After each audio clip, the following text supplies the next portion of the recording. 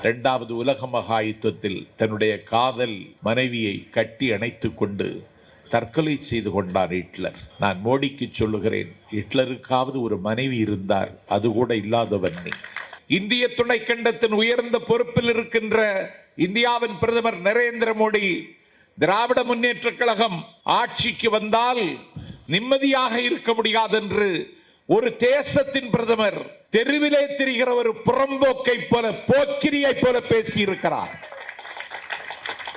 அண்ணா அவர்கள் அழகாக சொன்னார்கள், குற்றாலத்தில் சென்று குழாயடியில் குளிப்பதைப் போல, நந்தவனத்துக்கு சென்று ஊமத்தம்பூவை பறித்து வருவதைப் போல, தங்க தாம்பாளத்தில் தவிடு கொட்டி வைப்பதைப் போல, அம்பாரி வைத்த யானையின் மீது உட்கார்ந்து கொண்டு பூனை பிடிக்க புறப்பட்டதைப் போல, சாமியார் ஆகிவிட்டு மாமியார் வீட்டுக்கு போனதைப் போல, இந்த தேசத்தினுடைய பிரதமர் தன்னுடைய தரம், தகுதி எல்லாவற்றையும்